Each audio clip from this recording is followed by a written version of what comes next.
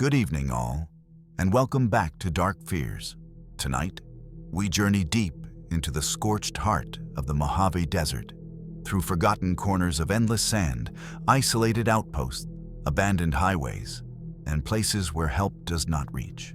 You are about to hear 7 of the most disturbing true horror stories ever reported from this unforgiving land, where survival itself feels uncertain. These are not legends or campfire tales. These are real, documented encounters from ordinary people who walked into the desert and were forever changed. From abandoned desert homesteads to creatures that should not exist. From missing travelers to places that refuse to let people leave. Tonight, you will hear horrors that still linger beneath the sand. If you are new here, make sure to subscribe to Dark Fears for daily true horror content that will keep you up at night. Hit that notification bell so you never miss when the darkness calls. Now, let us step into the shadows of the Mojave Desert, where civilization ends and terror begins. My name is Ethan Cross, and this happened to me in the summer of 2017, when I was 29 years old and working as a freelance surveyor in the Mojave Desert.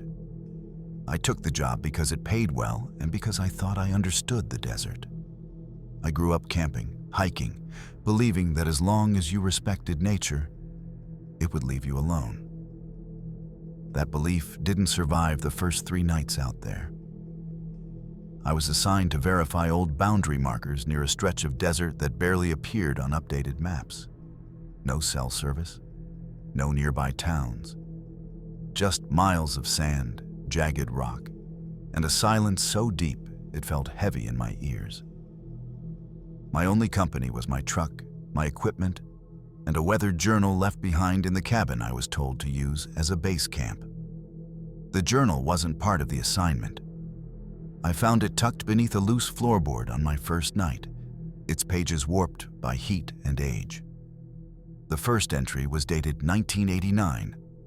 The last entry stopped mid-sentence, and by the time I finished reading it, something outside the cabin was already moving through the dark.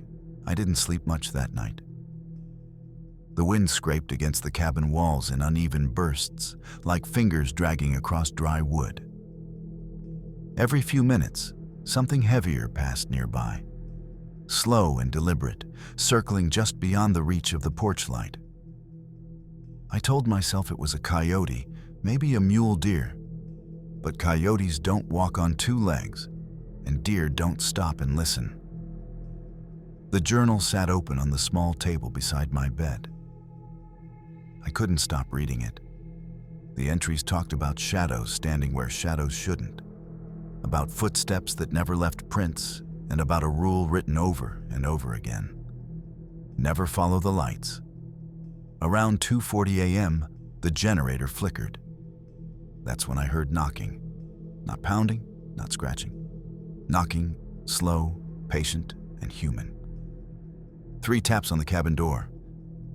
I held my breath, staring at the handle, waiting for it to turn. A voice followed, slow and distant, calling my name. The problem was simple. I had never told anyone out there who I was. By morning, the desert looked harmless again, as if the night had never happened. The sand lay untouched around the cabin. No footprints, no tracks, no sign that anyone or anything had been there. That should have comforted me. Instead, it made my stomach twist. I packed my gear and tried to focus on the job. Survey markers don't lie, I told myself. Measurements don't whisper your name in the dark. Still, the journal's warning echoed in my head as I drove deeper into the desert. Never follow the lights. Around noon, I spotted something reflective far off the road.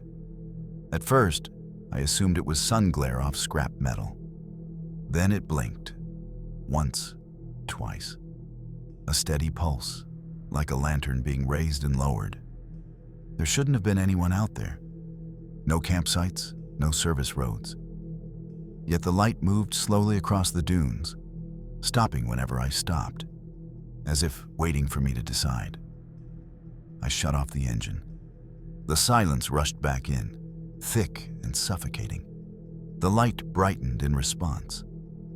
And against my better judgment, I stepped out of the truck. The moment my boots touched the sand, the light went out. Not faded, vanished. I froze, listening. The desert felt wrong now, too quiet, like the world was holding its breath. Then the radio in my truck crackled to life behind me. Static hissed, followed by a voice that sounded like it was being dragged through sand. "Ethan, you're too far already." My hands shook as I turned the radio off, but the voice kept speaking, not from the speakers, from somewhere behind the dunes. I saw movement then, tall shapes rising and sinking as they crossed the sand, never fully visible, their outlines bending like heat mirages. They didn't rush me. They paced, slow and confident, as if they knew I couldn't run far. I remembered another line from the journal. "They walk where the wind erases the past." The ground around me shifted softly. Footsteps, not mine, all around me. I ran for the truck. The engine coughed once, twice, like it was deciding whether I deserved escape. As I slammed the doors shut, something struck the side panel hard enough to rock the vehicle. Not claws, not fists, more like a body thrown with careless strength. I hit the gas, tires screaming as they tore through loose sand. The shapes followed. They didn't chase the truck directly. Instead, they moved alongside it, cresting dunes parallel to the road, their silhouettes stretching and compressing unnaturally. Every time I checked the mirrors, there were more of them. Then the headlights caught something ahead. Another cabin. I hadn't seen it on any map. A single lantern glowed on its porch, steady and warm. Relief flooded through me, drowning out every warning I'd read. I pulled in fast, jumped out, and pounded on the door. The knocking echoed exactly like it had the night before. From inside the cabin, a familiar voice answered. My own. The door opened slowly. Inside stood a man who looked exactly like me. Same face, same clothes, same fear in his eyes. But his smile was wrong. Too wide, too patient. Behind him, the cabin stretched impossibly deep. Walls lined with journals stacked floor to ceiling. I recognized some of the names. Others were just dates. Decades of dates. "They don't let us leave," the thing said gently. "They let us replace." The shapes gathered behind me, blocking the truck, the road, the desert itself. I realized then that the journal I'd found wasn't a warning. It was a confession. I don't remember going inside. I remember the lantern going out. I remember sand filling my mouth, my lungs, my thoughts. They found my truck 3 weeks later, abandoned and half buried. If you're hearing this, it means you found my recording in the glove box. And if you see a light blinking in the dunes, please don't follow it. I shouldn't be able to tell this part. That's what I keep thinking, even now. I woke up buried to my chest in sand, the sun rising like nothing was wrong. My throat burned, my lips were split, and my head felt stuffed with cotton. For a moment, I thought it had all been a hallucination. Heat stroke, exhaustion, paranoia. Then I saw my footprints. 2 sets. One led away from the buried truck, the other led toward me. I dug myself free and staggered to the road, waving down the first ranger truck I saw. They asked the usual questions: name, date, purpose. But their faces tightened when I answered. One of them stepped away to radio something in, his voice low and urgent. They told me I'd been missing for 21 days. I argued. I screamed. I swore I'd only been out there for 3 nights. The ranger finally said something that still wakes me up. "Son, we already found you once." They showed me the report at the ranger station. A body found near an unmarked cabin. Dehydrated, unrecognizable. Dental records matched Ethan Cross. Matched me. The photo was worse. The face was mine, but twisted, jaw stretched slightly too far, eyes sunken like something had been wearing my skin for days before giving up. The journal was recovered nearby, with a final entry written in handwriting identical to my own. I see him now. He thinks he's real. They let me go after medical clearance, but nothing felt right afterward. Dogs barked at me. Mirrors felt delayed. Sometimes my reflection smiled when I didn't. And late at night, when the house is quiet, I hear footsteps outside. Slow, patient, waiting for me to step into the dark again. Because the Mojave doesn't just take people. Sometimes, it lets them come back wrong. I tried to return to normal life, but normal didn't want me anymore. I quit surveying. I sold my truck. I moved 3 times in 2 years, always farther from the desert, always telling myself distance would dull whatever followed me back. It didn't. Every night, I dreamed of sand sliding over my face, of lantern lights swaying just out of reach, of voices calling my name with perfect familiarity. The worst part was the memories that didn't feel like mine. I'd suddenly know how to navigate places I'd never been. I'd catch myself writing notes in the margins of books, warnings, symbols, lines that matched the journal exactly. Once, I woke up standing outside my apartment building at 3 a.m., barefoot, staring at a flickering streetlight. Neighbors started avoiding me. They said my eyes looked different in the dark.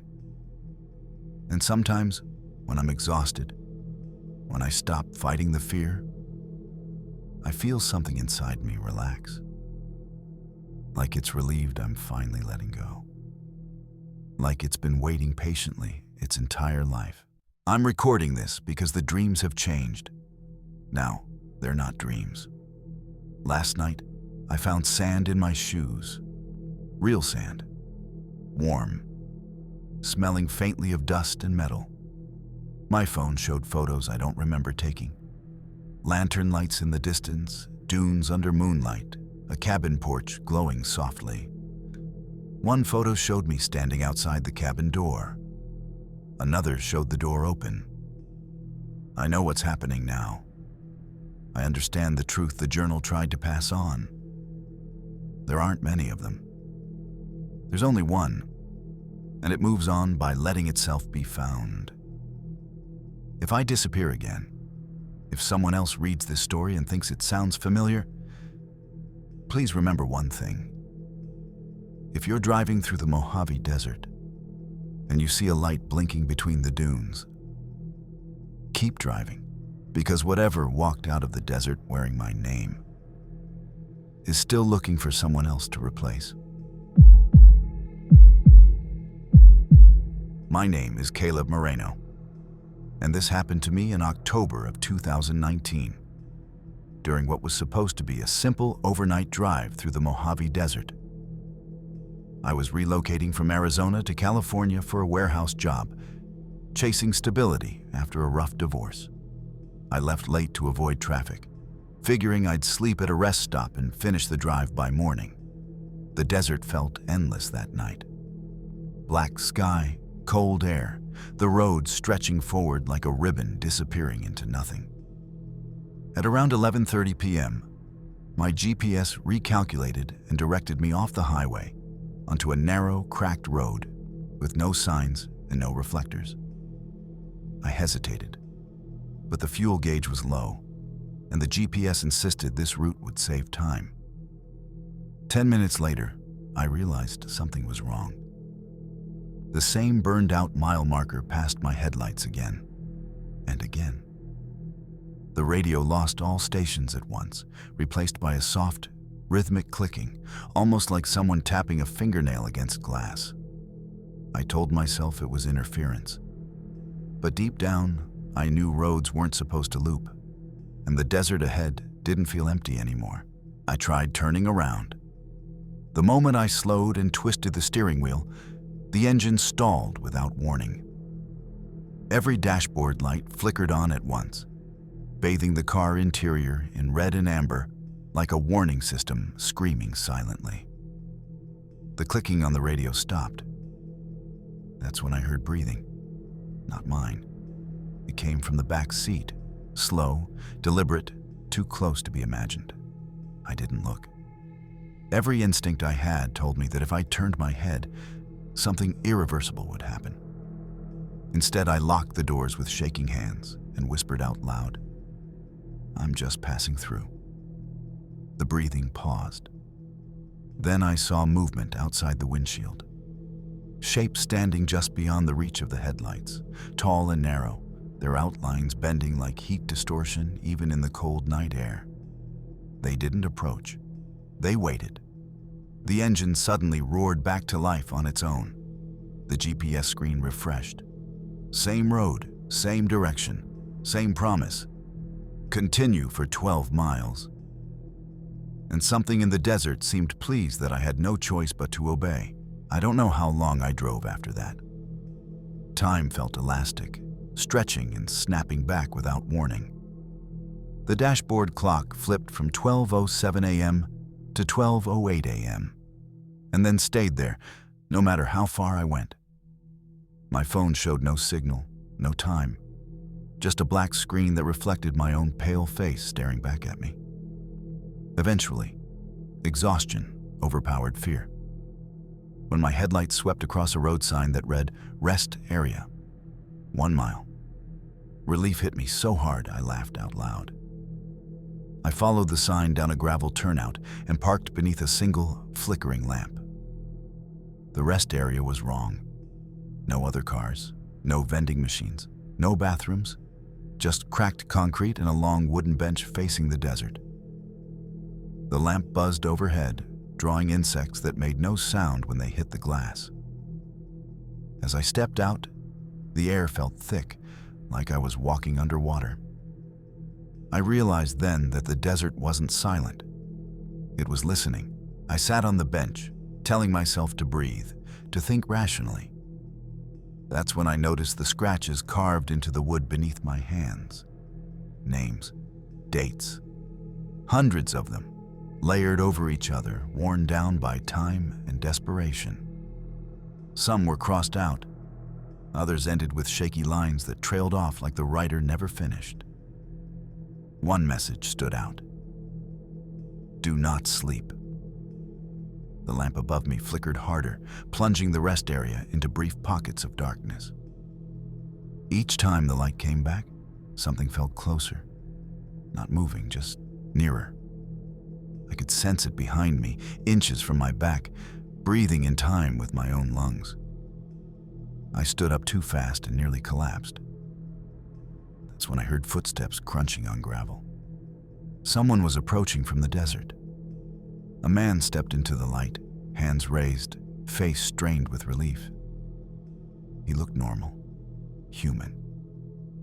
He told me he'd been driving the same road for days, maybe weeks, and begged me to help him. Behind his eyes, though, there was nothing, just an endless road stretching on forever. The man kept talking, his words tumbling over each other in a rush. He said his name was Victor, that he'd run out of gas 2 nights ago and been walking ever since. He asked if I had water, if I could give him a ride, if I'd seen anyone else. I handed him a bottle without thinking. His fingers were ice cold when they brushed mine. He drank too fast, water spilling down his chin, and for a second, his reflection in my car window lagged behind his movements, like a bad video feed. I pretended not to notice. Fear has a way of bargaining with reality. When I opened the passenger door, the lamp above us went out. Total darkness. Victor stopped moving. His voice dropped into a flat, empty tone. "You shouldn't have stopped," he said. The lamp snapped back on. Victor was standing farther away now, near the edge of the concrete, smiling softly. His shadow stretched in the wrong direction, pointing toward the desert instead of the light. The road behind him pulsed, like something alive beneath the asphalt. I slammed the car door shut and locked it. Victor didn't react. He just watched as I backed away, his smile widening slightly, like he understood something I didn't. The engine started instantly this time, eager, almost relieved. As I pulled onto the road, I glanced in the rearview mirror. Victor was gone. In his place, dozens of figures stood along the roadside, spaced evenly like mile markers. Men, women, even a child. All of them staring, all of them waiting for the same mistake I'd just made. The GPS recalculated again. "You are almost there." My phone buzzed with a notification from a number I didn't recognize. It was a photo, me sitting on the rest area bench, head in my hands. The timestamp said it was taken 10 minutes in the future. I didn't stop screaming until my throat burned raw. The road ahead bent sharply, curving into darkness, and I finally understood the truth. The road wasn't trapping people. It was collecting them. Hours passed, or maybe minutes. Time was meaningless on that road. The mile markers no longer appeared. Every bend, every straight stretch looked identical, as if I had been driving in place the entire night. The desert had swallowed landmarks, leaving only the endless asphalt and a black sky that pressed down on me like a lid. Then I saw it. A bridge, old and rusted, spanning a dry wash that had no water, no movement. The planks groaned under my tires. I slowed, realizing too late that the shadows beneath the bridge were alive. Dozens of faces emerged from the darkness, pressed up against the underside of the bridge, their mouths open in silent screams, eyes reflecting the headlights in impossible ways. I tried to scream, but no sound came. My hands gripped the wheel so tightly I could feel the veins in my fingers. The GPS chimed again. "You are here." Somewhere in the back of my mind, I knew the road's collection had a purpose. It was guiding me, and I wasn't ready. The bridge ended abruptly in a clearing I didn't remember passing. There were more vehicles here, abandoned, rusting, windows shattered, tires half buried in sand. I recognized the shapes. Pickups, SUVs, even motorcycles, all left behind by travelers who had vanished. Every vehicle had a thin layer of sand, except one. A car identical to mine sat idling, engine warm, doors open. Inside, another me sat slumped, hands on the wheel, head tilted as if asleep. My heart stopped. I wanted to run, but my legs refused. The desert air thickened, and I could hear the faint clicking again, like the radio at the start of my nightmare. Then I noticed the journals scattered across the front seat of the idling car. Each one had a name. Each one had a date. Mine was at the top, open to a page that read, "Do not stop. Do not look back. Follow the road." Somehow, I understood that stopping wasn't an accident. It was a choice. And the road had already decided for me. I didn't leave the car. I couldn't. Every instinct screamed to run, to flee the desert entirely. But my body refused to obey. The air around me seemed thicker now, almost viscous, pressing down with a weight that made every breath a struggle. I watched the duplicate of myself slump lower in the driver's seat, then slowly lift its head. Its eyes were mine, but hollow, drained of life. The journals rattled on the dashboard like dry bones. I understood then. The road didn't just collect people. It copied them, made them stay behind so someone else could fill their place. I tried the engine. Nothing. The headlights flickered. The clicking in the radio returned, louder this time, surrounding me, almost coming from inside my own skull. My vision blurred. Shapes began crawling across the sand outside, moving faster now, converging on my car. I realized the truth too late. The road wanted me to join the collection, or be erased entirely. I gripped the steering wheel as the world dissolved around me. The next morning, the desert was calm again. The sky a pale gray. The car was gone. My memory of the night was fragmented, dreamlike, like watching someone else trapped in my body. When I woke fully, I was on the edge of the highway, miles from where I'd entered the side road. My vehicle and the clearing had vanished, as if they had never existed. My phone displayed dozens of photos I didn't remember taking, images of myself sleeping, slumped, surrounded by shadowy figures. With the GPS reading, almost there. I've avoided driving through the Mojave since. But sometimes, in the dead hours, I hear the hum of an engine, feel the pull of an invisible road beneath my tires, and see a faint blinking light in the distance. The road is patient. It waits for everyone who thinks they're alone, and those who stop, even for a second, never truly leave. If you drive through the Mojave Desert at night, remember this: the road doesn't forgive. It never forgets.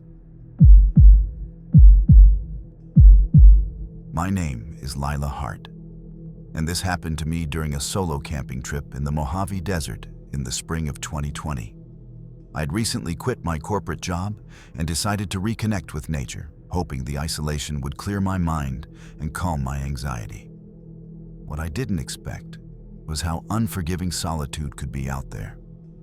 I set up camp in a remote canyon, miles from any road. My tent was small, my supplies modest, and my only companion was the endless wind sweeping across jagged rocks and sand. The first night was eerily quiet. Too quiet. Even the coyotes were absent. My flashlight beam bounced off distant cliffs, illuminating nothing but endless shadow and sand. I tried to convince myself that the desert was merely vast, that being alone was safe. Then I heard the whispers. Soft, almost playful, slipping between the rocks and my tent flaps. I froze, certain it was the wind or imagination. But the whispers grew, forming words I didn't recognize, punctuated with soft taps against the tent's thin walls. I wasn't alone. I unzipped the tent flap cautiously, peering into the darkness. Nothing. Just rocks, sand, and the faint shimmer of moonlight on distant cliffs. My heart pounded. The wind had picked up, rustling the tent like whispering hands. But there were no footprints. No evidence anyone had been near. Still, I couldn't shake the feeling that I was being watched. I told myself to calm down, to retreat into logic. Maybe a desert owl, maybe branches brushing together. But then I heard the footsteps. Not the wind, not sand sliding over rocks. Footsteps, heavy and deliberate, pacing around my tent. I shone my flashlight across the clearing. The beam caught movement, a dark figure at the edge of the rocks, tall, impossibly thin, perfectly still, as if it had been waiting for me to notice. I froze. My flashlight flickered. The figure didn't move. And then, from somewhere behind me, I heard the whisper again. Don't leave. The desert suddenly felt alive, like it was breathing around me. I stayed frozen in the tent for what felt like hours, clutching my flashlight like a lifeline. Every creak of the tent poles, every gust of wind made me jump. The whispering returned, louder this time, surrounding me. It wasn't words anymore. It was a hissing, scraping sound, almost like sand being ground beneath claws. I wanted to leave, to run into the dark desert and never look back. But my body refused. Something had rooted me to the spot. Suddenly, the tent flap ripped open with a gust of wind that wasn't wind. My flashlight fell, rolling across the sand, illuminating the figure. Closer now. its body warped, bending at unnatural angles. Eyes, or what I thought were eyes, glimmered faintly, reflecting the moonlight like shards of glass. It didn't move like a person, more like a shadow sliding across the sand. I screamed. The sound vanished into the canyon as if swallowed by the desert itself. The figure drifted closer, its movements deliberate, patient, studying me, waiting for me to make a mistake. I scrambled toward my backpack, fumbling for my phone. No signal, no light, nothing. The whispers grew into a chorus of soft voices, circling the tent as if they had come alive from the shadows themselves. The figure lingered at the edge of the flashlight's reach, moving slower now, almost contemplative. It was studying me, and I felt its gaze like a physical weight pressing against my chest. I remembered the survival guide I had brought. Never panic, keep calm, stay aware of your surroundings. I tried to breathe slowly, counting in my head, focusing on logic. But the desert had changed around me. The rocks seemed taller, the shadows deeper, the air heavier. Every time I thought I saw a way out, the canyon stretched farther, sand dunes rising like walls I couldn't climb. Then I saw it. A second figure, smaller, crouched near my tent's entrance, moving in perfect synchronization with the first. Panic surged. The realization hit me. I was not just being watched, I was being hunted. I backed into my tent as quietly as possible, trying to keep my movements slow and deliberate. My flashlight lay on the ground, casting fractured beams across the sand. The first figure drifted closer, twisting unnaturally as it followed me, while the second crouched silently near the tent's entrance, its presence making the air feel thick and choking. I could feel a pulse in the desert itself, like it was anticipating my every move. I grabbed my backpack and unzipped it with trembling hands, searching for the small canister of pepper spray I had brought for rattlesnakes. My fingers closed around it, relief mixing with terror. I turned toward the larger figure and sprayed blindly. The mist hit the shadow, and it recoiled just for a moment, giving me enough space to run. I bolted toward the nearby ridge, sand spraying beneath my feet. The whispers followed, weaving between the rocks, mocking, coaxing, omnipresent. Every step I took was mirrored by unseen movements in the darkness. The desert was alive, and it would not let me leave without acknowledgement. I reached the ridge and paused, gasping for breath. The desert stretched endlessly below me, moonlight catching the contours of sand dunes like frozen waves. For the first time, I could see the larger figure fully. It wasn't human. Its limbs were elongated, skin stretched tight like wax over bones, eyes glowing faintly green in the dark. And yet, it moved with a fluid grace, silent and patient, like a predator that had studied me for hours, waiting for a perfect moment. The whispers intensified, coming from all directions, disorienting me.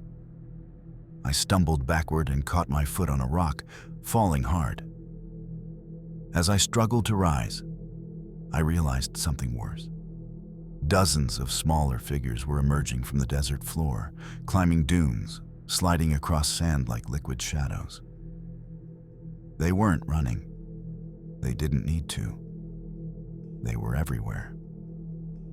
The larger figure reached toward me, its twisted fingers grazing the air just inches from my face.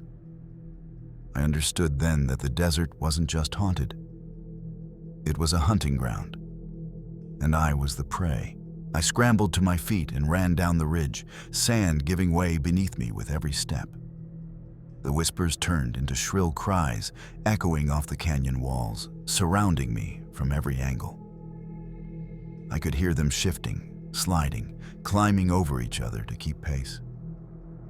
My flashlight had died in the fall, leaving only the moon to guide me, and it was barely enough. Then I saw a faint light flickering among the rocks. A campfire? A ranger station? My heart surged with hope, and I ran toward it. But as I drew closer, I realized the fire was too steady, too bright for a simple flame. Figures surrounded it in a perfect circle, tall, thin, twisting. They weren't moving chaotically. They were waiting, ritualistic, almost ceremonial. I froze. One of them turned its head toward me. Its eyes were not eyes. They were black pits that swallowed the moonlight. It smiled, a slow, deliberate curl of a mouth that was too wide, too patient. The desert had trapped me completely. I didn't stop. I sprinted past the flickering light, heart hammering, sand kicking up behind me. The whispers became a deafening chorus, voices overlapping, echoing inside my skull. Somewhere behind me, something broke into a sprint, faster than humanly possible, its movements fluid and silent. I risked a glance.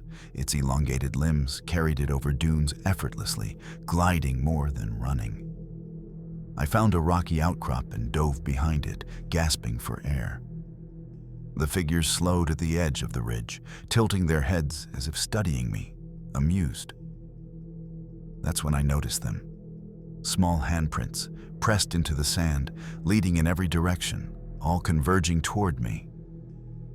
The desert itself was alive, tracking me, herding me toward something I couldn't see. A whisper brushed against my ear, cold and deliberate.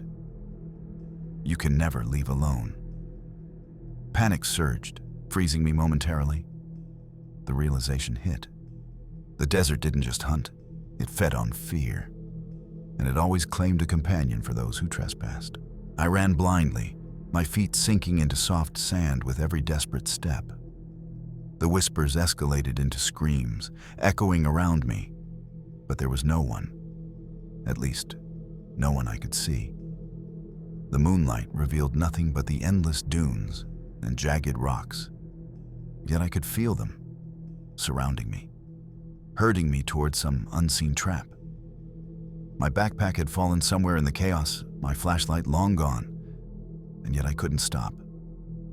Then I stumbled onto a plateau and froze. Ahead was a shallow pit, carved perfectly into the sand, filled with hundreds of footprints. They weren't mine.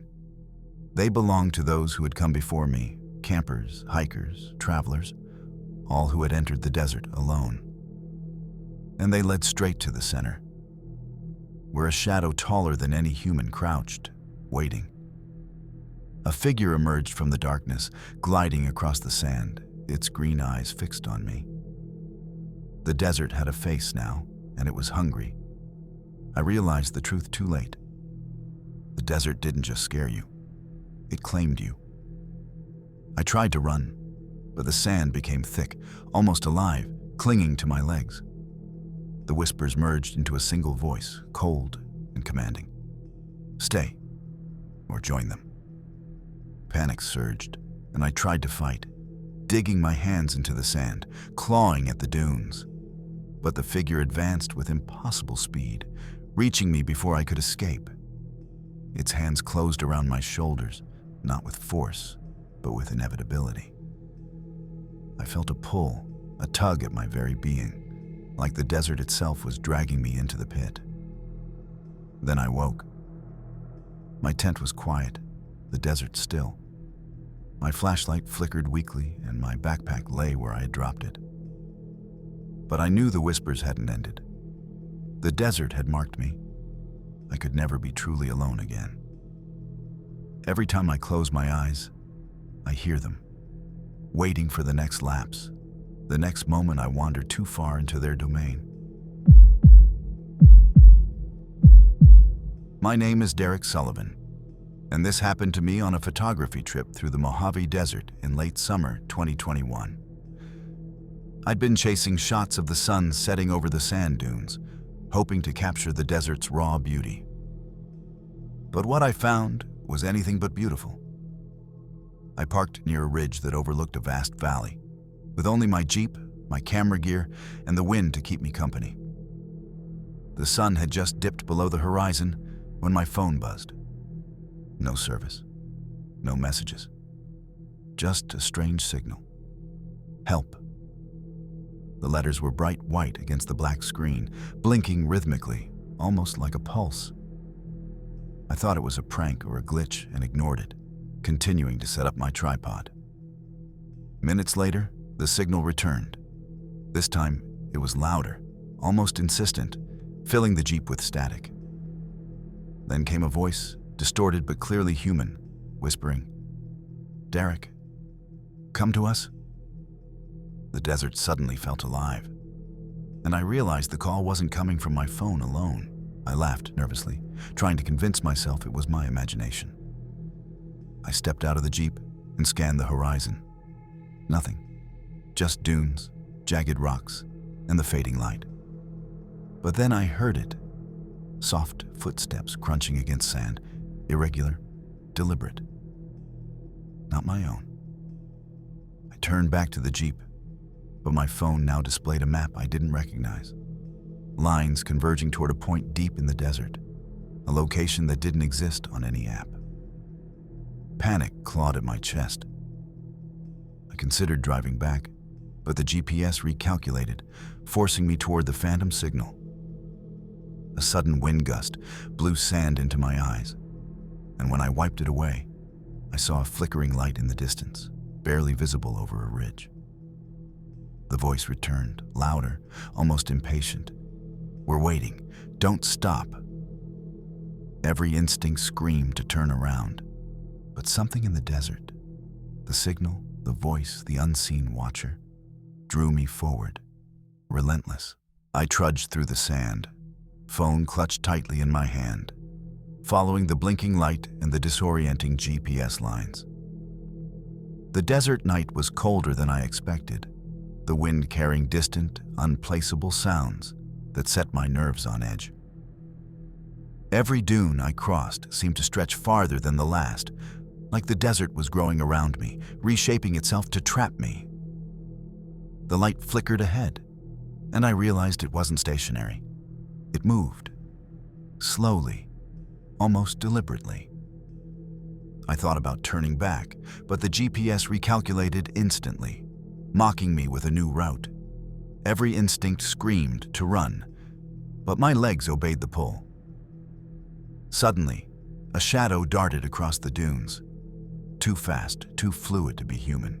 My heart raced as the voice returned, now right beside me, though I could see no one. "Derek, don't stop now." I stumbled forward, my camera swinging from my shoulder. The desert had stopped being a place. It had become a living entity, hungry for my obedience. I climbed a ridge, desperate for a vantage point, and froze. The light below wasn't a flame. It was a circle of pale figures, standing perfectly still, their faces obscured by hoods or shadow. They surrounded a shallow depression in the sand that seemed to ripple like liquid. The voices coalesced into a chorus, whispering and hissing together, forming syllables I could almost understand. "Come closer. Join us." Every muscle in my body screamed to flee, yet I couldn't move. I raised my camera, hoping to capture something tangible, anything I could later explain. The shutter clicked, and the figures reacted. One of them raised an arm, pointing directly at me. The wind died instantly, leaving a suffocating silence. I realized the figures weren't waiting for me to arrive. They were waiting for me to step into their trap, to acknowledge the signal. And somehow, the desert itself seemed to pulse with anticipation, hungry for my submission. I forced myself forward, each step heavier than the last. The sand shifted beneath my feet, as though trying to slow me down.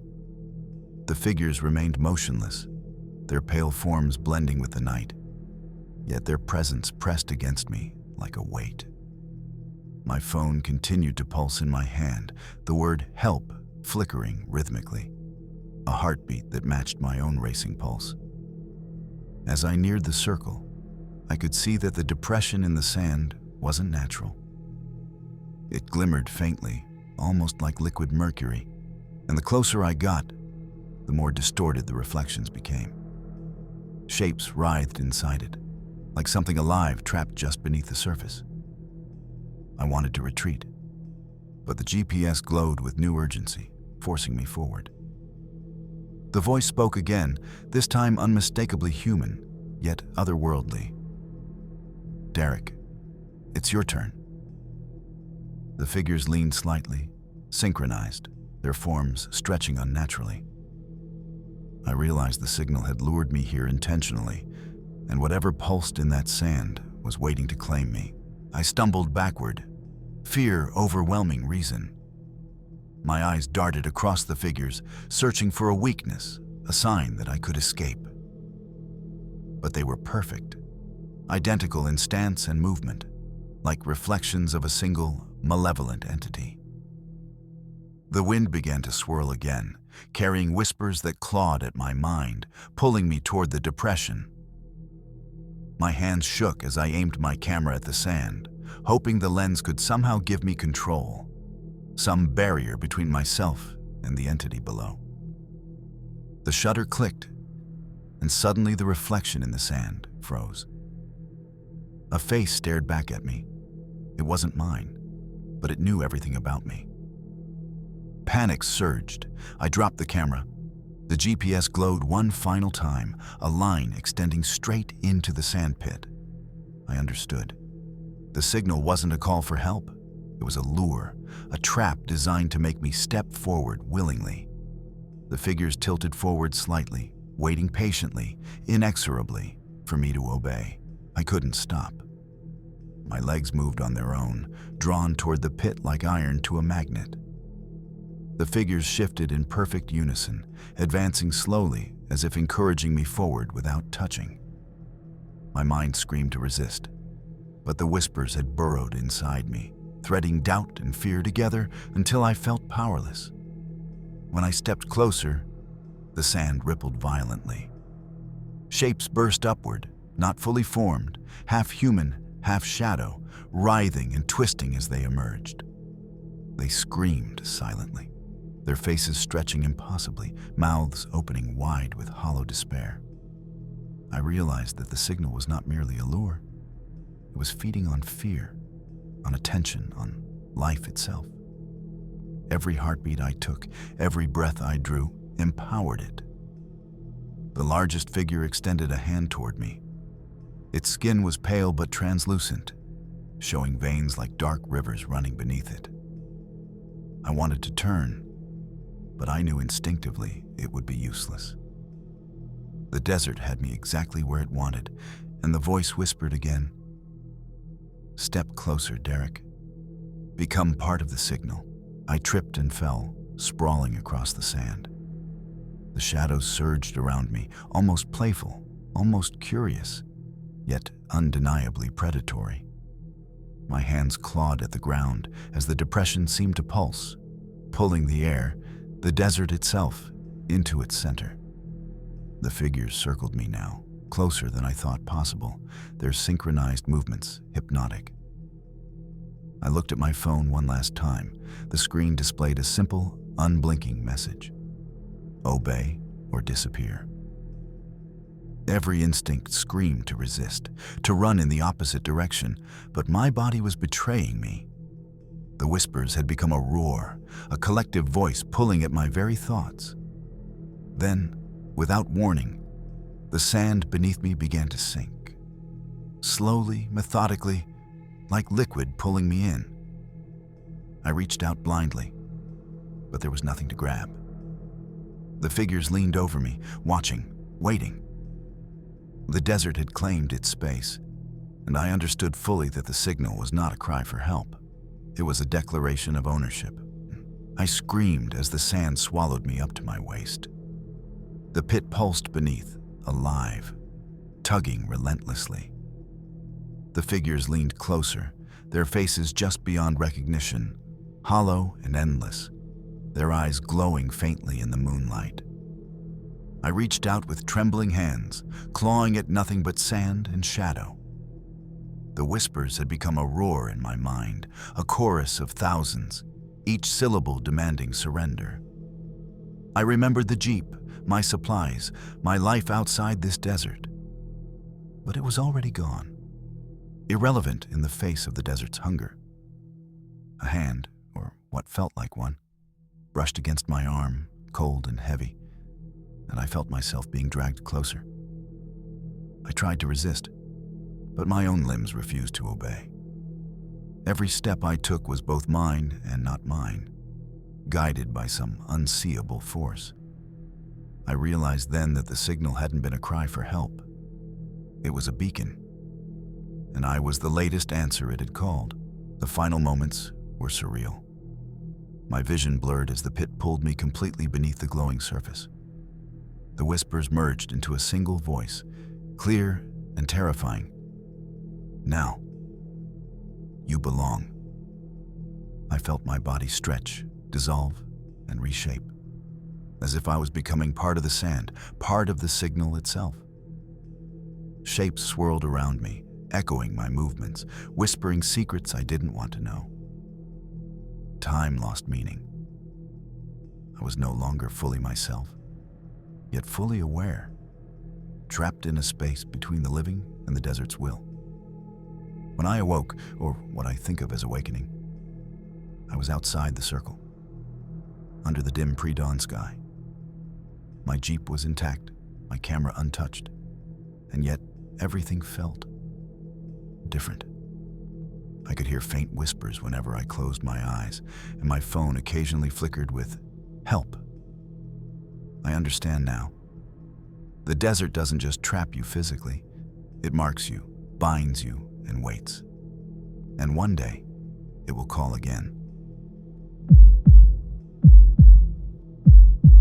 My name is Marcus Layton, and this happened during a solo hiking expedition in the Mojave Desert in the summer of 2019. I had always been drawn to extreme isolation, the kind of solitude that forces introspection, but the desert had more in store than I imagined. I had set out early in the morning, my backpack loaded with water, supplies, and a small GPS device. The sun rose behind me, casting long, jagged shadows across the dunes. By midday, I had reached a canyon that seemed perfect for a brief rest. I took out my map and GPS to plan my route back. That's when I noticed something strange. The GPS displayed a path I hadn't selected, a route that didn't exist on my map, winding deep into an area I didn't recognize. At first, I thought it was a glitch. But then I heard the silence, unnatural, thick, pressing. Birds had vanished, the wind stilled, even the sand seemed to hold its breath. And in that silence, I heard it. Footsteps approaching from behind. I turned quickly, but no one was there. Just sand, rocks, and empty sky. My pulse raced, the silence deafening. I called out, my voice swallowed instantly by the canyon. I tried to convince myself it was my imagination, that the desert's heat and isolation were playing tricks. I continued down the canyon, following my original path. But the GPS device kept redirecting me. Each time I glanced at it, a line appeared, a path deeper into the canyon, twisting in impossible ways. My sense of direction faltered. The silence persisted, heavy and suffocating, and I began to feel a presence behind me, always just out of sight. Then I saw movement on a distant ridge, a shadow darting, too fast and smooth to be human. I froze. The footsteps returned, closer this time, matching my pace, but never revealing their source. My heart hammered. Whatever was in the canyon with me, it was patient, and it knew I couldn't leave. I pushed forward, trying to ignore the creeping dread pressing at my chest. The GPS line led me through narrow passes and jagged rocks that I had never noticed on the map. Each step seemed longer than the last, the canyon stretching endlessly before me. The shadows shifted strangely, bending at unnatural angles, and the sun above seemed dimmer somehow. like the desert was swallowing its own light. The footsteps behind me grew louder, yet I still saw nothing. I spun around, scanning every rock and crevice, but only sand met my gaze. My mind raced with questions. Was someone following me? Or was it something else? Something that didn't belong in the natural world? I felt eyes on me, invisible and unblinking, and a chill ran down my spine despite the desert heat. Then I noticed faint markings in the sand, long, shallow grooves that didn't resemble animal tracks. They moved alongside me, sometimes ahead, sometimes behind, as if guiding me. The realization hit me. I was no longer in control of my own path. I stopped to catch my breath, chest heaving, sweat stinging my eyes. The canyon seemed to close in, walls rising taller, the sky narrowing to a thin strip above. The footsteps paused as well, replaced by a whispering wind that carried faint, unintelligible voices. They weren't just sounds. They were a warning, a lure, a command. I turned my head and saw a flicker on the ridge, a movement, subtle but deliberate. Something crouched there, hidden behind rocks, watching me. Its presence was tangible, pressing against my senses. Every instinct screamed to run, but the GPS line pulsed again, pulling me forward into the unknown. The air grew heavier and the whispers intensified. Each step felt like a surrender, each breath a concession. I realized the desert had a consciousness, and I had trespassed into its domain. There was no turning back now. The canyon itself was alive, reshaping paths, guiding me into its trap. I forced myself forward, following the pulsing GPS line, though my body screamed for me to stop. Each step felt heavier, as if the sand itself resisted my movement. The canyon's walls stretched higher, the shadows darkening into unnatural shapes. I could feel the presence behind me, patient, calculating, moving with a fluid grace that defied physics. Suddenly, the faint grooves in the sand transformed, elongating like tendrils reaching for me. My heart hammered as I realized they weren't mere markings. They were guiding me, shaping the desert itself to lead me somewhere I didn't want to go. The whispers merged into one voice, low and insistent. Closer. Closer. I stumbled over a rock and fell, scraping my hands and knees. Pain sharpened my awareness. When I looked up, the shadow on the ridge had moved closer, no longer hidden. Its eyes glowed faintly, reflecting the fading sunlight, and I understood fully that I had entered a place where nothing was natural, and escape depended on something far beyond my comprehension. I scrambled to my feet, panic driving me onward. The canyon seemed endless, folding in on itself as if the desert had become a maze. The shadow followed silently, its movements impossible to track, always at the edge of my vision. My breath came in ragged gasps, and my water supply felt woefully inadequate for what was happening. The whispers intensified, not just behind me, but above and below, echoing off the walls, embedding themselves in my skull. I turned to look at the far end of the canyon and saw a faint glow, a cluster of stones, perfectly arranged, emitting a soft, otherworldly light. It pulsed in rhythm with the whispers, beckoning me. I knew instinctively that the stones were part of the desert's trap, a lure designed to claim me completely. Every step I took toward them tightened the invisible chains around me. The realization hit hard. I wasn't just being followed. I was being hunted by the canyon itself. I approached the glowing stones, each step measured, heart pounding as if it would burst from my chest. The whispers crescendoed into a chorus, words incomprehensible yet laced with menace. The shadow no longer stayed distant. It glided along the canyon walls, matching my pace, almost taunting me. As I drew closer, I saw that the stones weren't just rocks. They were carved, etched with symbols that pulsed faintly with light, lines twisting like veins across their surfaces. The sand beneath them shimmered as if alive, rippling toward me with every movement. I realized with dawning horror that this place wasn't a canyon. It was a trap, a vessel designed to manipulate and consume anyone who dared trespass. A voice hissed directly into my mind, cold and commanding. "You belong here, forever." Panic surged. I wanted to flee, yet my legs moved toward the stones as if drawn by an invisible magnet. Resistance was futile. The desert, the canyon, the shadows. They all conspired to ensure I would not leave. I reached the stones and bent over, trying to make sense of the symbols. Suddenly, the ground beneath me shifted violently.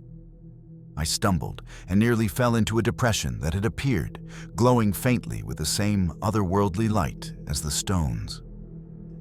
The shadow detached from the canyon walls, now solid and humanoid, stepping closer, its face still obscured, yet radiating a cold, sentient malice. The whispers became screams, echoing in my skull, twisting reality. My GPS flickered erratically, the line now forming a spiral into the glowing depression, guiding me with relentless insistence. I realized this spiral was a trap, pulling me not just physically, but mentally, testing my resolve, bending my perception. My instinct was to resist, to flee, but every fiber of my being felt weighed down by an unseen force. The canyon had become a predator, the stones its lure, and the shadow its sentinel. I understood fully then. The desert didn't just claim lives, it consumed minds. I knew I had to escape, but every step toward the canyon exit felt like walking through molasses. The spiral of sand beneath the glowing stones tugged at my legs, trying to drag me down. The shadow hovered, inching closer, its presence suffocating, as though the air itself was being stolen from my lungs. The whispers transformed into a single commanding voice that resonated inside my skull. Step into the light, or be lost forever. My hands clawed at the sand, desperate to find solid ground. The stones pulsed, brighter now, their etchings shimmering like living veins. I realized with horror that the canyon didn't merely trap you physically. It rewrote your perception, bending your mind to accept its reality. Summoning every ounce of willpower, I leapt sideways toward the only patch of solid sand I could see. The spiral lunged after me like a living thing, missing my feet by mere inches. I could feel it, reaching, waiting, promising that the next person would not be so lucky. I stumbled onto solid ground, gasping, my body trembling, heart hammering uncontrollably. The shadow receded slightly, hovering above the glowing stones, watching, patient and malevolent. The whispers faded to a hum, but their presence lingered, a constant pressure against my thoughts. I glanced back at the spiral and the stones. They seemed inert now, almost innocuous. Yet I knew better. The canyon had allowed me to escape, but only partially. Something had followed me, embedded itself in my mind, leaving faint whispers every time I closed my eyes. I limped back to my jeep as dawn broke, the desert bathed in golden light, peaceful as if nothing had occurred. But I felt its presence all the same, the canyon's consciousness lingering in the shadows, patient, waiting for the next trespasser. I drove away, but the GPS flickered once more, displaying a new spiral in a distant desert canyon. The desert always calls, and its patience is eternal. My name is Elena Torres, and this happened on a late-night road trip through the Mojave Desert in the fall of 2020. I had taken this route countless times, driving alone to clear my mind. But that night, the desert felt different. alive in a way I had never experienced. I was driving along a long, straight stretch of road, the headlights cutting through the darkness. The wind howled outside, rattling the car, and the radio flickered with static, only occasionally giving me bits of music or garbled voices. Suddenly, the headlights caught movement on the side of the road, something large, dark, and humanoid. I swerved instinctively, heart racing, but when I looked again, there was nothing there. Moments later, my GPS flickered, showing the road ahead as broken, disconnected, a gap that didn't exist in reality. The static on the radio intensified, and a low whisper hissed, "Keep going, or you'll disappear." I gripped the wheel tighter, feeling the desert pressing in from every side, alive, watching, waiting. I tried to convince myself it was fatigue, the isolation playing tricks on my mind. The desert at night can do that, turn nothing into terror. But then I saw it again, a shadowy figure standing in the middle of the road, completely still. My heart leapt into my throat, and I slammed on the brakes, skidding slightly on the asphalt. When I looked back, the figure was gone, leaving only the empty, silent road behind. The GPS pulsed again, showing a new route that curved off into the dark desert, a path that didn't exist. The radio hissed and whispered my name, softly at first, then insistently. I could feel eyes on me, invisible, patient, and cold. Every instinct screamed to turn around, to escape this desolate highway. But I knew deep down that the desert had already chosen me. The road ahead wasn't just asphalt.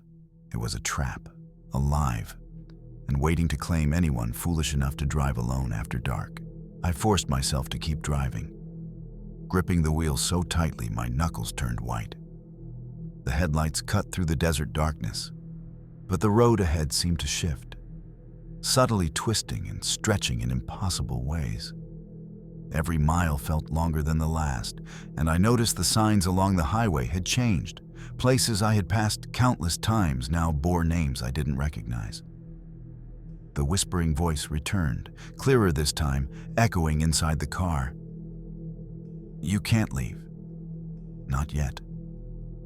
I slammed on the brakes, heart pounding as the car slid slightly. The GPS pulsed violently, displaying a route that curved off into a canyon I didn't know existed.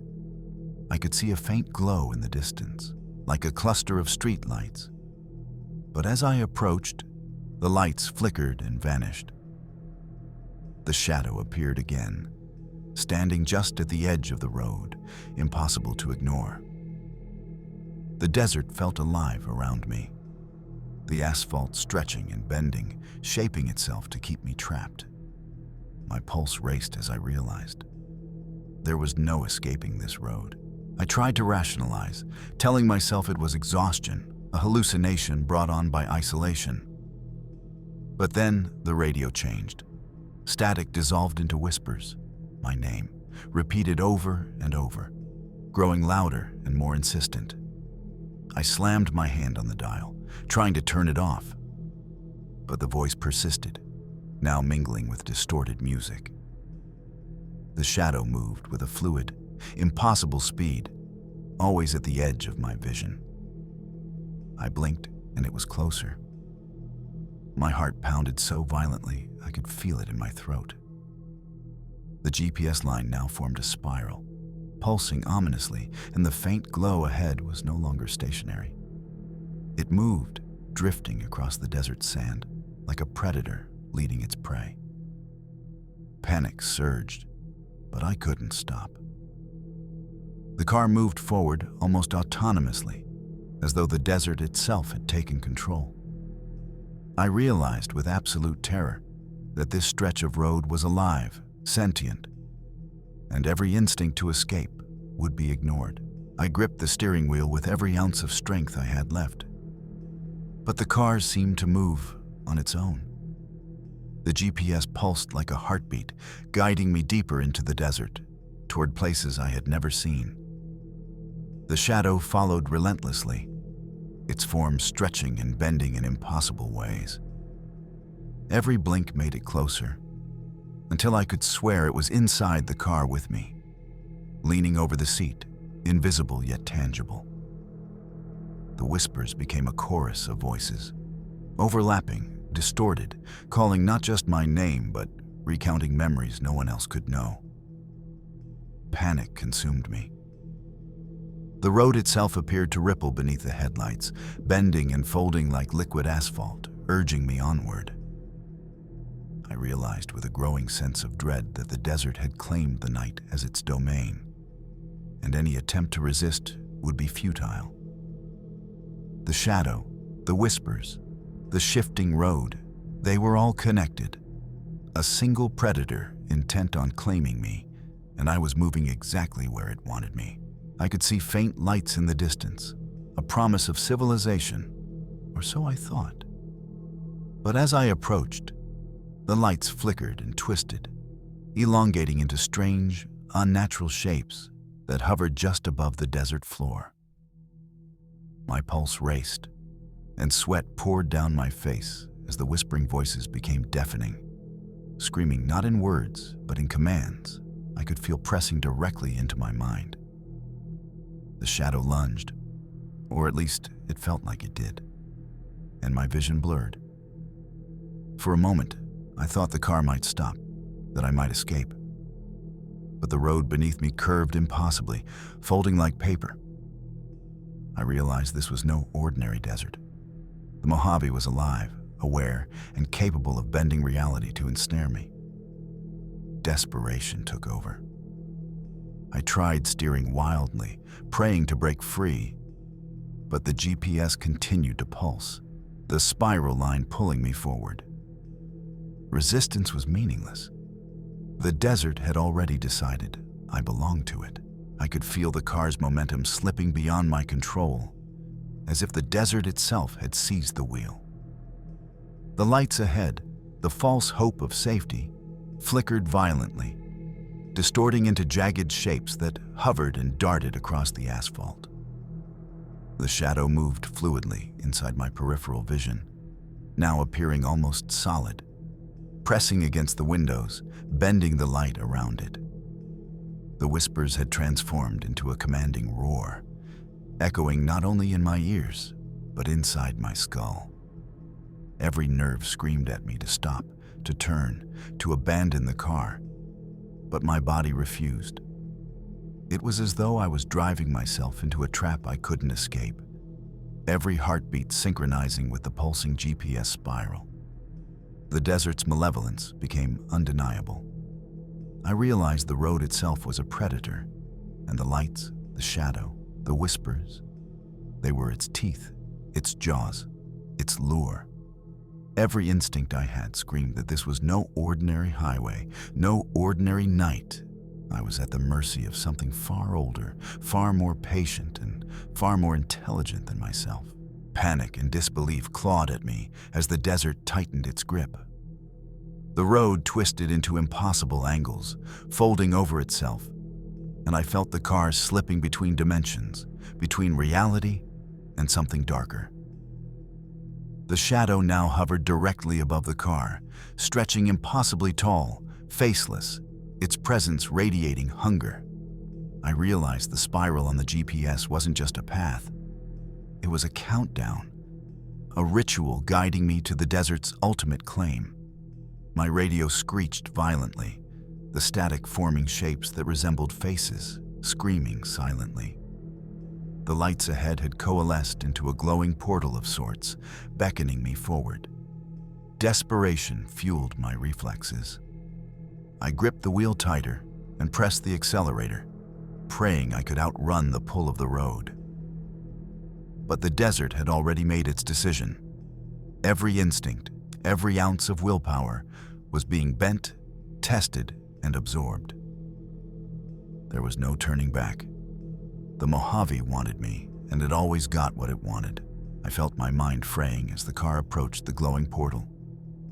The road beneath me twisted violently, folding like a living thing, and the shadow hovered, impossibly close, radiating a cold, intelligent malice. The radio static shrieked, forming words I couldn't fully comprehend, but the intent was clear: surrender. I gritted my teeth and slammed on the brakes, but the car skidded forward as if gravity had changed. The desert had rewritten the rules, and every instinct I had screamed that I was no longer in control. The glowing portal pulsated, calling me, promising release if only I would enter. And yet, every fiber of my being screamed that it was a trap, a devouring maw disguised as salvation. With a deep breath, I turned the wheel sharply, trying to avoid the portal. But the road itself resisted, bending to guide me. I understood finally. This desert didn't kill slowly or randomly. It claimed, manipulated, and transformed. And tonight, it had chosen me.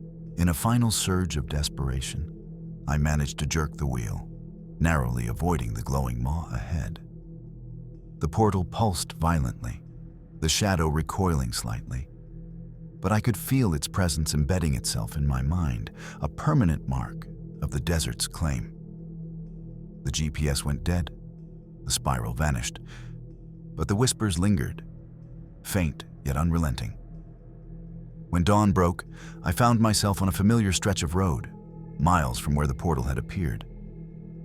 The desert was calm, serene in appearance, but I could feel its watchful gaze lingering in my thoughts. The highway was empty, normal, yet I knew what I had faced was far from natural.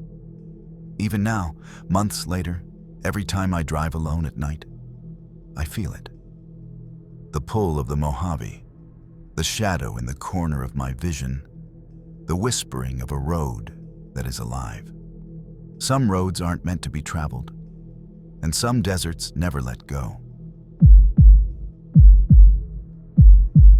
My name is Derek Hayes, and this happened during a late summer camping trip in the Mojave Desert in 2021.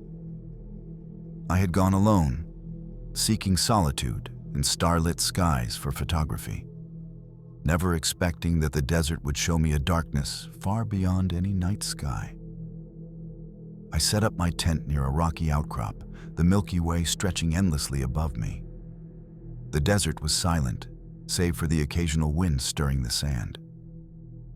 Around midnight, I noticed small lights flickering in the distance, soft, pale, moving slowly across the dunes. At first, I thought they were distant campers or perhaps vehicles, but as I observed, I realized they moved with intention, as though they were aware of my presence. Curiosity drew me to stand outside, flashlight in hand.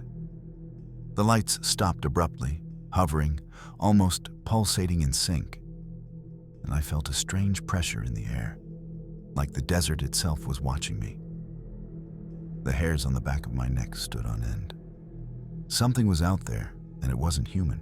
I grabbed my camera, hoping to capture the strange lights, but every shot came out distorted, the lights smeared into unnatural shapes. The air grew colder, and the desert seemed to hold its breath. I could feel eyes upon me, unseen but undeniable, and the lights began moving closer, synchronizing with the rhythm of my heartbeat.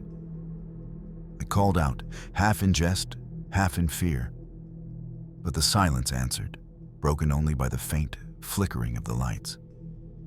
Then, without warning, the lights split into smaller orbs, darting around the tent, weaving patterns that made my stomach churn with unease. I tried to retreat inside, but my feet felt heavy, my body sluggish, as if the desert itself was resisting my movement. A low hum filled the air, almost musical but with a discordant undertone that made my teeth ache. The orbs pulsed with it, guiding me, hurting me, and I realized with chilling clarity that these weren't ordinary desert phenomena. They were alive, intelligent, and focused entirely on me. I stumbled backward, my flashlight shaking in my hands, casting long, distorted shadows across the dunes. The orbs moved in perfect synchronization, almost intelligent, their soft glow illuminating strange patterns in the sand, lines and symbols that seemed to pulse with life.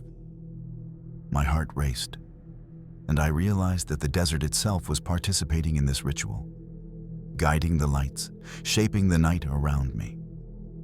The low hum intensified, resonating through my chest, through my skull, making it hard to think. I tried to run, but the sand felt unnaturally heavy beneath my boots, slowing me down. The orbs began to form a ring around my campsite, enclosing me. Panic surged as I realized that the lights weren't just curious.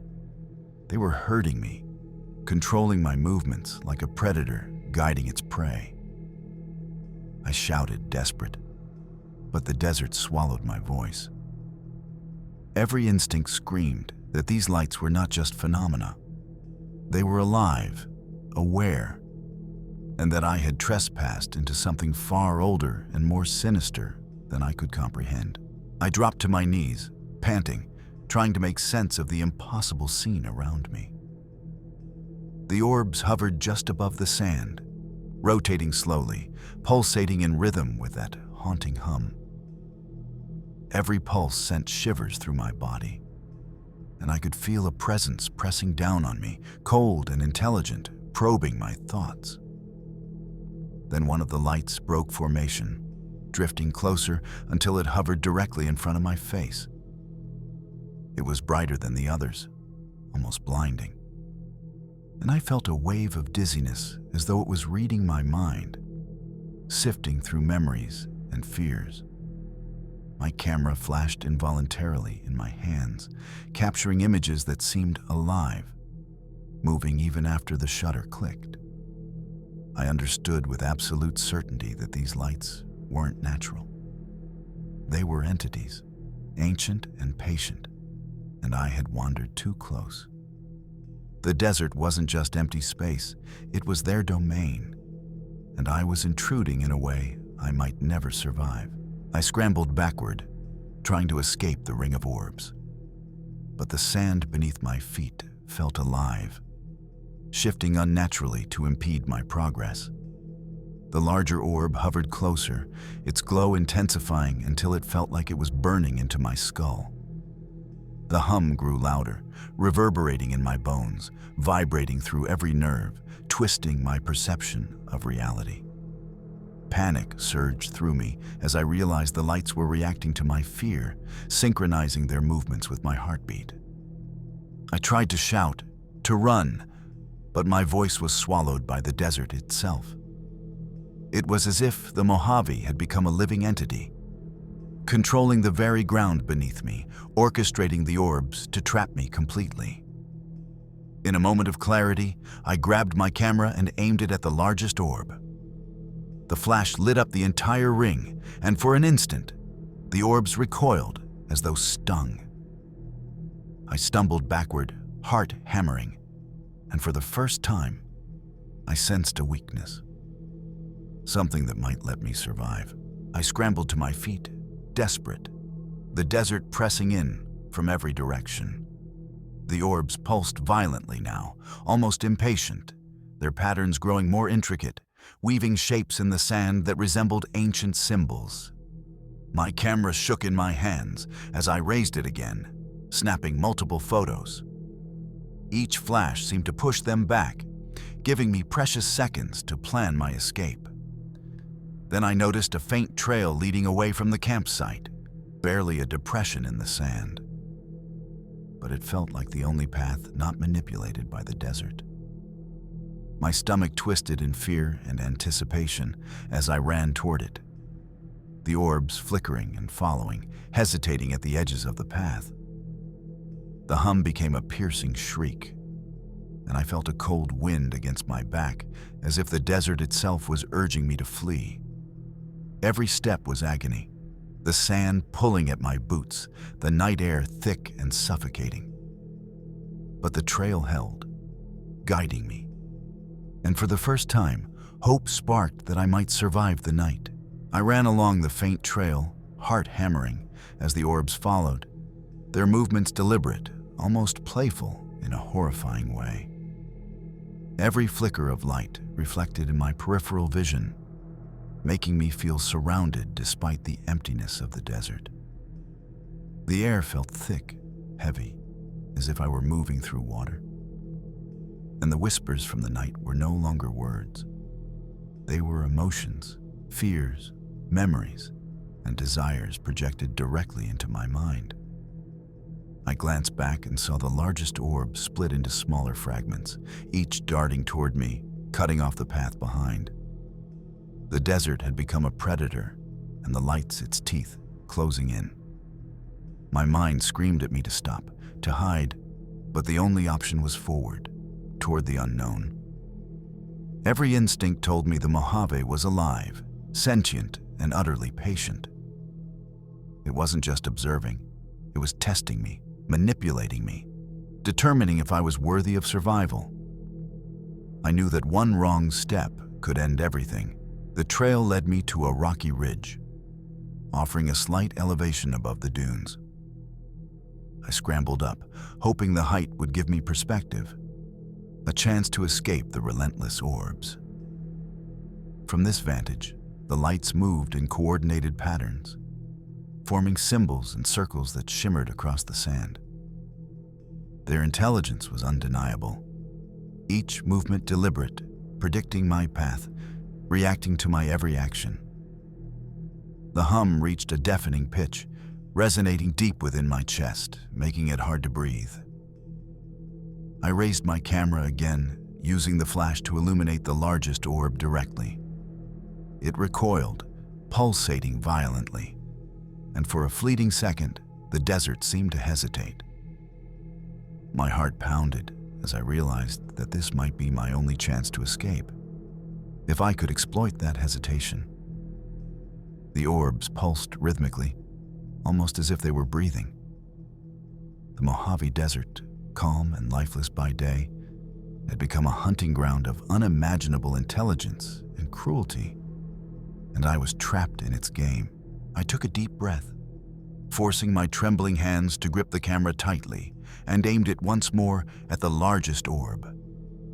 The flash lit up the desert like a sudden sunrise, momentarily revealing the full scope of the orb's formation. They had surrounded the campsite entirely, extending beyond what my eyes could see, stretching across dunes like an endless sea of flickering, intelligent lights. The hum crescendoed into a bone-rattling roar that seemed to pierce reality itself. I realized with sheer terror that these lights weren't merely observing. They were testing, punishing, and preparing to claim me if I faltered. Every instinct screamed to move, to run faster, to leave. Yet my body felt trapped, weighted down by unseen hands. Summoning every ounce of courage, I sprinted toward the trail's exit, using the camera's flash as a shield. The orbs recoiled slightly with each burst of light, giving me precious inches. The desert seemed to hesitate, its will temporarily broken, but I knew the reprieve would be fleeting. I ran with every ounce of strength, sand tearing at my boots, heart pounding like a war drum. The orbs followed relentlessly, their pulses synchronized with my heartbeat. But the flashes from my camera kept them at bay, creating a narrow corridor of relative safety. As dawn began to tint the horizon with pale orange light, the orbs hesitated, flickering and fading, their power weakening with the approaching sunlight. I finally reached my vehicle, collapsing into the seat, gasping for air. The desert around me returned to its peaceful, empty state, as if nothing had happened. But I knew better.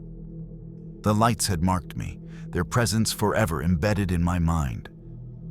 Even now, months later, every time I see distant desert lights on a night trip, my pulse quickens, and the memory of their intelligence, their patience, and their cruelty comes flooding back. The Mojave is alive, and it never forgets. The the Mojave Desert is more than a vast expanse of sand, rock, and silence. Across these 7 disturbing encounters, we've seen the desert claim its victims in ways both subtle and terrifying. From shadowy figures stalking hikers to alive and intelligent lights herding the unwary, each story reveals a truth too unsettling to ignore. The Mojave is alive in ways most cannot comprehend. These are not legends or tales whispered around a campfire. These are real, documented encounters from ordinary people who dared to wander alone, unprepared for the desert's patient, calculating darkness. The fear lingers not in empty deserts, but in the minds of those who have glimpsed what lies beyond the ordinary, who have felt the weight of the unseen, and who know the Mojave watches always. Thank you for watching. This was Dark Fears.